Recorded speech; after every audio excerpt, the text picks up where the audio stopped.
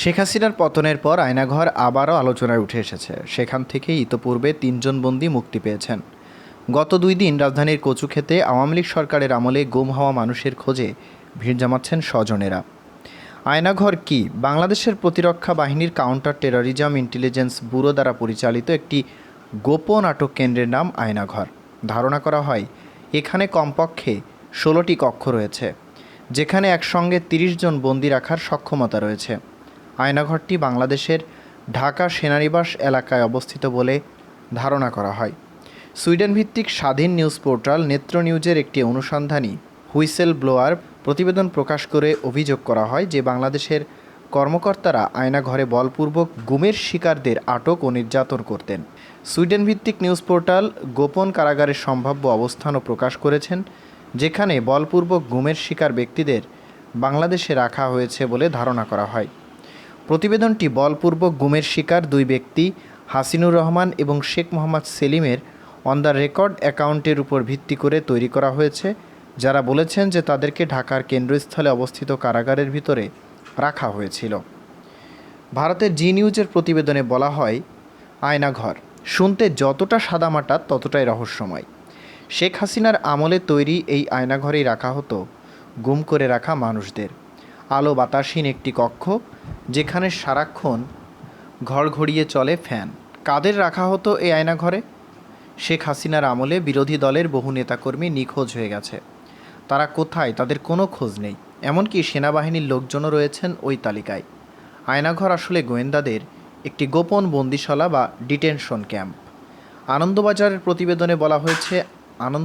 প্রতিবেদনে বলা হয়েছে আয়নাঘর হচ্ছে গুমখানা। হাসিনার শাসনামলে ২০০৯ সাল থেকে ২০২১ সালের সেপ্টেম্বর পর্যন্ত মোট ৬০৫ জনকে গোপনে বন্দি করে রাখা হয়েছিল। ২০০৯ থেকে ২০১৭ সাল পর্যন্ত বাংলাদেশ সরকারের প্রত্যক্ষ বা পরোক্ষ মদদে নিখোঁজ হন ৪০২ জন মানুষ। এই তথ্যটি প্রকাশ করে ঢাকাভিত্তিক মানবাধিকার সংগঠন অধিকার। ২০১৪ সাল থেকে ২০১৯ সাল পর্যন্ত বাংলাদেশে ৩৪৪ জন ব্যক্তি গুমের শিকার হন। তাদের মধ্যে ৪০ জন ব্যক্তিকে মৃত অবস্থায় পাওয়া যায়, ৬৬ জনকে সরকারি হেফাজতে গ্রেপ্তার অবস্থায় পাওয়া গেছে এবং আইন ও সালিশ কেন্দ্রের তথ্য মতে ২০৩ জন এখনও গুম রয়েছেন। যারা দীর্ঘদিন গুম থাকার পর ফিরে আসেন, তারা গুমের ব্যাপারে মৌন অবলম্বন করেন।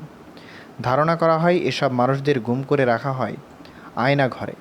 আয়নাঘরে যারা বন্দী থেকেছেন তাদের মধ্যে রয়েছেন নর্থ সাউথ বিশ্ববিদ্যালয়ের সাবেক অধ্যাপক ও শিক্ষাবিদ মোবাশ্বের হাসান, সাবেক রাষ্ট্রদূত মারুফ জামান, ব্যবসায়ী অনিরুদ্ধ কুমার রায়।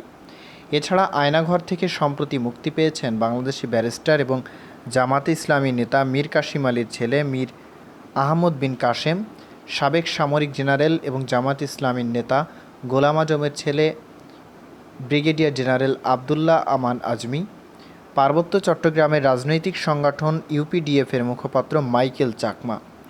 একসময় গুম হয়ে যাওয়া পরিবারের সদস্যরা মায়ের ডাক নামে একটি প্ল্যাটফর্ম তৈরি করেন। এখানে যাদের পরিবারের সদস্যরা ২০০৯ সাল থেকে আজ পর্যন্ত আওয়ামী লীগ নেতৃত্বাধীন সরকারের শাসনামলে সরকারি সংস্থা কর্তৃক বলপূর্বক গুমের শিকার হয়েছে, সেই ঘটনাসমূহকে সামনে আনার জন্য এই সংগঠনের সৃষ্টি হয়। বাংলাদেশ বেসরকারি একটি সংবাদ মাধ্যম থেকে ধারণা করছে যে দেশের বিভিন্ন স্থানে এরকম আরও বেশ কিছু নির্যাতন এবং আটক স্থান থাকতে পারে। উল্লেখ্য, প্রধানমন্ত্রীর পদ থেকে পদত্যাগ করে সদ্য দেশ থেকে পলায়ন করা শেখ হাসিনা বিরুদ্ধমত সহ্য করতে পারতেন না। আর এই কারণেই রাজনৈতিক বন্দীদের জন্য তৈরি করেছিলেন আয়নাঘর, যা ছিল রাজনৈতিক বন্দীদের কাছে ত্রাস বা বিভীষিকাময়। হাসিনার তৈরি রাজনৈতিক কর্মীদের গুমঘর, প্রতিবাদীদের কণ্ঠরোধ করার একটি উপায়। সারা দেশে ডিজিএফআইয়ের ২৩টি গোপন আটক কেন্দ্র রয়েছে, যার মধ্যে কয়েকটি রয়েছে ঢাকায়।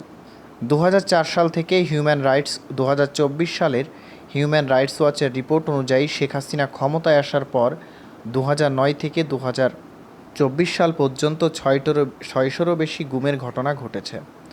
রিপোর্ট অনুযায়ী আয়নাঘর থেকে খুব কম বন্দী মুক্তি পেয়েছেন, তবে কিছু বন্দীকে দীর্ঘ বিচার প্রক্রিয়ার মাধ্যমে মুক্তি দেওয়া হয়। অনেকে আবার এনকাউন্টারের শিকার হয়েছেন। বাংলাদেশে এ জাতীয় ঘটনার তদন্ত প্রায় হয়নি বললেই চলে। আয়নাঘরে রাখা অনেকেই দিনের পর দিন অত্যাচার সহ্য করতে না পেরে মারা যায়। তারপর লাশ সরিয়ে দেওয়া হয়।